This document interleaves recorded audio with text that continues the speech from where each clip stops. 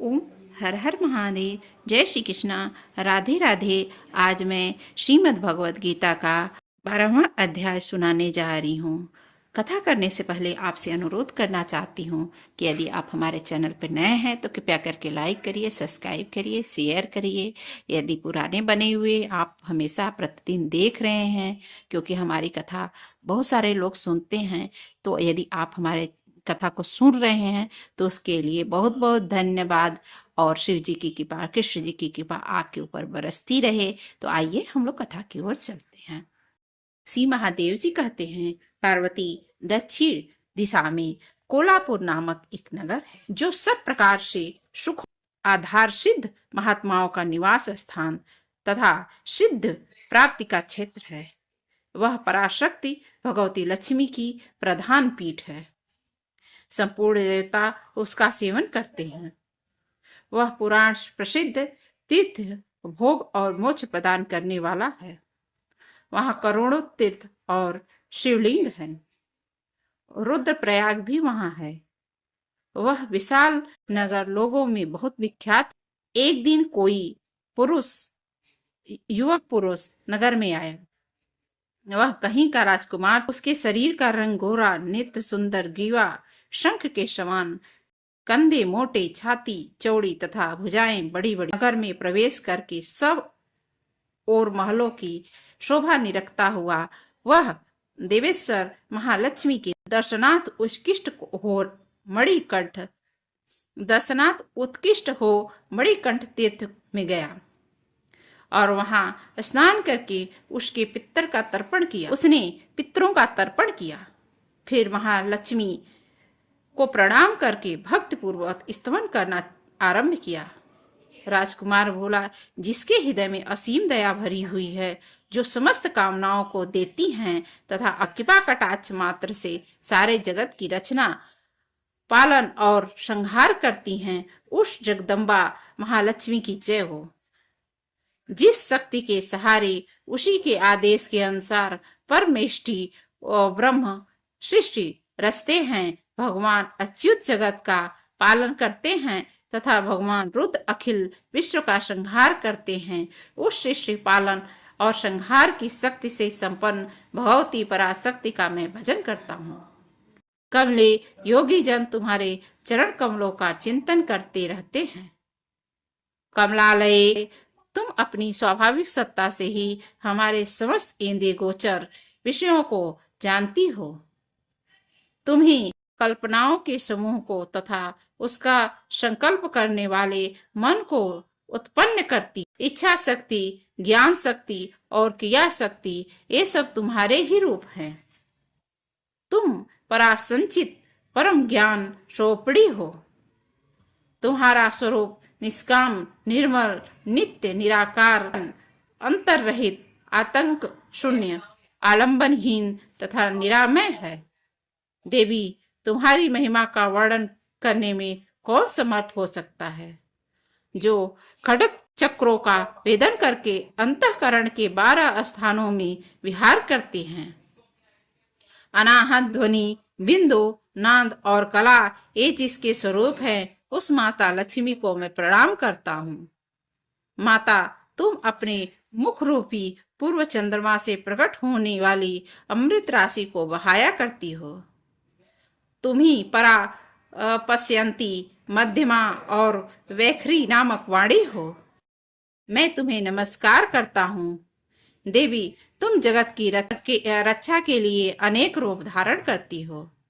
अंबिके, तुम ही ब्राह्मणी, वैष्णी तथा महेश्वरी शक्ति हो।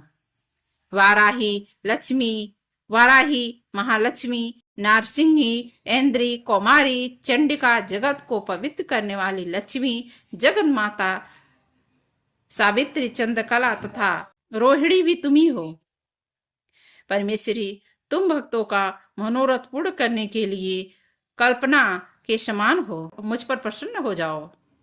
उसके इस प्रकार स्तुति करने पर भगवती महालक्ष्मी अपना साक्षात स्वरूप धारण करके बोली, राजकुमार, मैं तुमसे प्रसन्न हूं।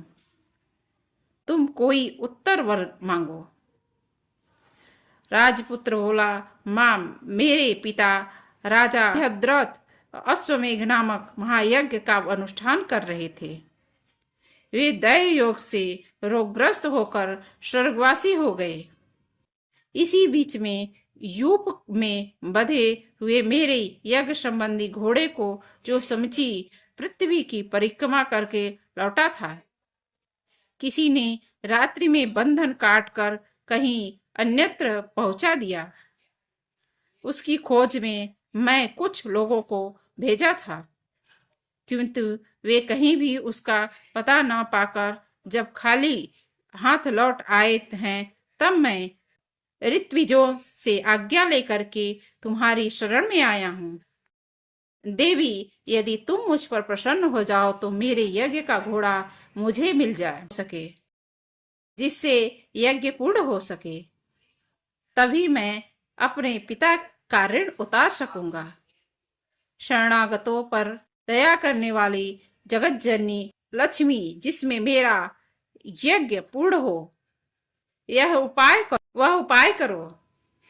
भगवती लक्ष्मी ने कहा, राजकुमार, मेरे मंदिर के दरवाजे पर एक ब्राह्मण रहते हैं जो लोगों को सिद्ध समाधि के नाम से विख्यात है। वे मेरी आज्ञा से तुम्हारा सब प्रकार काम पूरा कर देंगे। महालक्ष्मी के इस प्रकार कहने पर राजकुमार उस स्थान पर आए जहाँ सिद्ध समाधि रहते थे। उनके चरणों में प्रणाम करके राजकुमार चुपचाप हाथ जोड़कर खड़े हो गए। तब ब्राह्मण ने कहा, तुम्हें माता जी ने यहाँ भेजा है। अच्छा, देखो, अब मैं तुम्हारा सारा अभीष्ट कार्य सिद्ध करता हूँ। यूं कहकर मंत्रवेत्ता ब्राह्मण ने सब देवताओं को वहीं खींचा। राजकुमार ने देखा, उस समय सब देवता हाथ जोड़कर थर थर कांपते हुए वहां उपस्थित हो गए। तब उन श्रेष्ठ ब्राह्मण ने समस्त देवताओं से कहा, देवगण, इस राजकुमार का अश्व जो यज्ञ के लिए निश्चित हो चुका था, रात में देवराज इंद्र ने चुराकर अन्यत्र पहुंचा दिया है। उसे शीघ्र ले जाओ। तब देवताओं ने मुनि के कहने से यज्ञ का घोड़ा लाकर दे दिया। इसके बाद उन्होंने उन्हें जाने की आहुति दी। देवताओं का आकर्षण देखकर तथा खोए हुए अश्व को पाकर राजकुमार ने मुनि के चरणों में प्रणाम करके कहा, महर्षि, आपका यह सामर्थ्य आश्चर्यजनक है। आप ही ऐसा कार्य कर सकते हैं। दूसरा कोई महान मेरी प्रार्थना सुनिए। मेरे पिता राजा बृहद्रथ अश्वमेघ यज्ञ का अनुष्ठान आरंभ करके दैव योग से मृत्यु को प्राप्त हो गए हैं।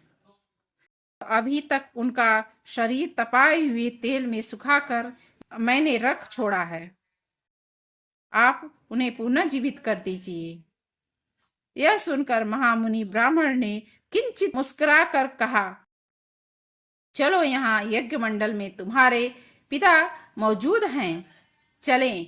तब सिद्ध समाधि ने राजकुमार के साथ वहां जाकर जल अभिमंत्रित किया और उसके शव के मस्तक पर रखा। उसके रखते ही राजा सचेत होकर के बैठ गए। फिर उन्होंने ब्राह्मण को देखकर पूछा, धर्म स्वरूप आप कौन हैं? तब राजकुमार ने महाराज से पहले से ही सारा हाल कह सुनाया था। राजा ने अपने को पुनः जीवन दान देने वाला ब्राह्मण को नमस्कार करके पूछा, ब्राह्मण, किस पुण्य से आपको यह अलौकिक शक्ति प्राप्त हुई है? उनके यो कहने पर ब्राह्मण ने मधुर वाणी में कहा, राजन, मैं प्रतिदिन आलस्य रहित होकर गीता के 12वें अध्याय का जप करता हूँ। उसी से मुझे यह शक्ति मिली है जिससे तुम्हें जीवन प्राप्त हुआ है। यह सुनकर ब्राह्मणों सहित राजा ने उन महर्षि से उनसे गीता के 12वें अध्याय का अध्ययन किया। उसके महात्म्य से उन सब की सद्गति हो गई। दूसरे जीव भी उनके पाठ से परम मोक्ष को प्राप्त हो चुके। तो यह था गीता का 12वां अध्याय।